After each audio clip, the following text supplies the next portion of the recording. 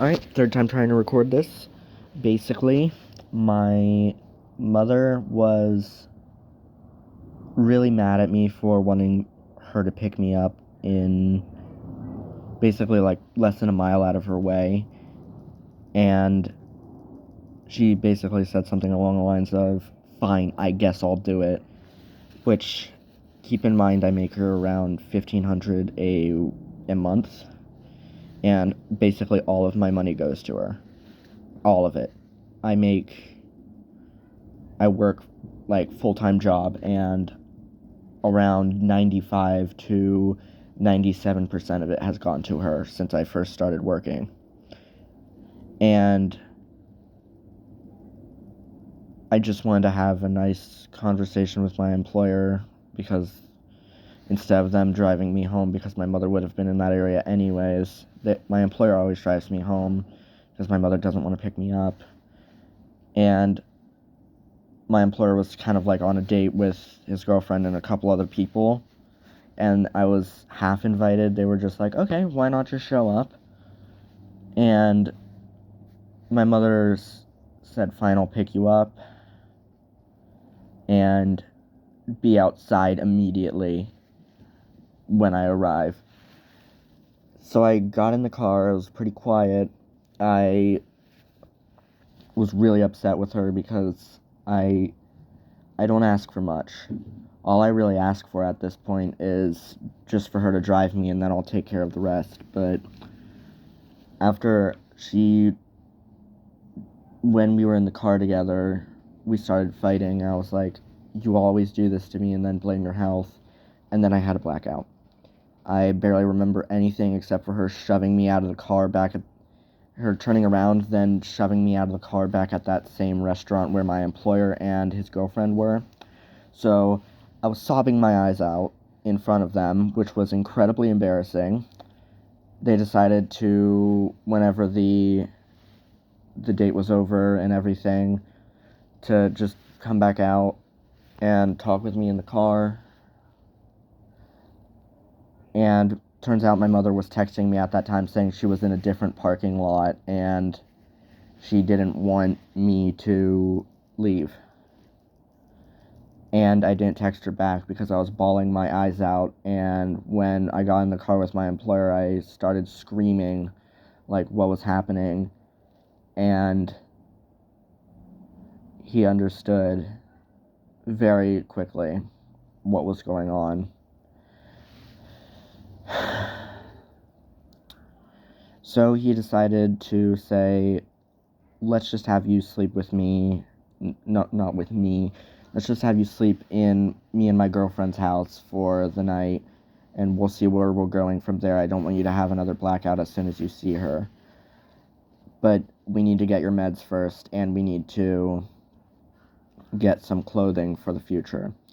So we got some clothing, we got my medication, I got back to their house, and I went and texted my mother, I'm safe, I'm here, and she later texted me the night that she was incredibly pissed off at me for abandoning her and not texting her immediately, and she told her friends and some of my friends that I just completely ignored her for the entire night, which wasn't true.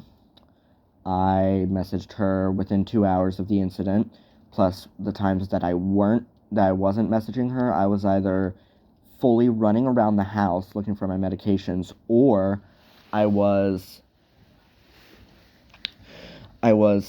bawling my eyes out. So the first chance that I could, outside of like a blackout or just like a very not good situation, I did text her. But of course she said she was looking through downtown at 1 a.m. trying to find me and had no luck and made her panic. And I told her, Mom, I'd rather make you panic than get back in a car with you and start beating my head as quickly as possible and start threatening you. And every single blackout is completely dangerous to me, 100%. I've overdosed on my medications. I've jumped out of a car. Now, here's the key thing. I have never had a blackout around anyone else, besides my mother. The reason this could be is because she has traumatized me in the past with a lot of things, like a lot of things, and I've had my head beat up against like a wooden shelf, and I've had my arms cut with glass by her, and she blamed me for a feeding tube coming out, saying I ripped it out because I rolled over while she was hitting my head, and just a lot of things. I am on a milligram of risperidone, which is double the target dose for someone my age and weight, and it is killing me. I've gained 95 pounds. And there's a really high chance that I get tardive dyskinesia, which means I start shaking constantly. And I have to have a surgery in the future if I continue to be on these medications. And I will probably gain diabetes. And this is one of the best ones in this class. So, my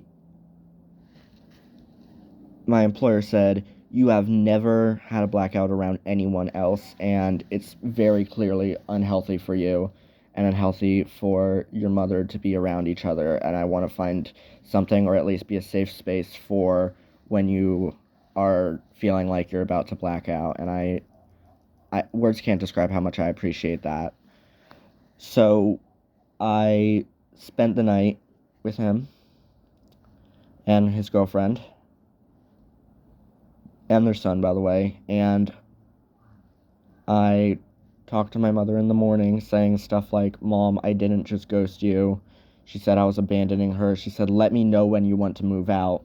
So here's the thing. My employer is renting a room in a house for $600 for storage and in case something happens between him and his girlfriend. Now, keep in mind he could just get rid of this, and it's not necessarily because of something happening, but he doesn't want to leave his brother with the entire rent. So he's still just trying to pay it. I could live there for $200 a month.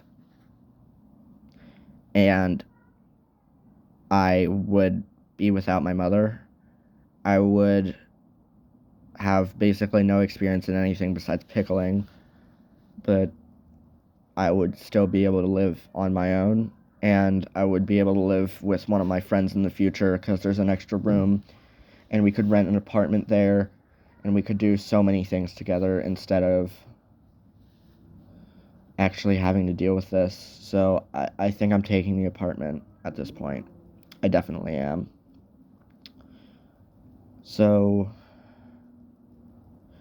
then she started texting me about things like how I ruined the house for her and how could you do this to me. She once texted me, I've put up with 10 plus years of abuse from your blackouts, and to her credit, I am very abusive during these blackouts.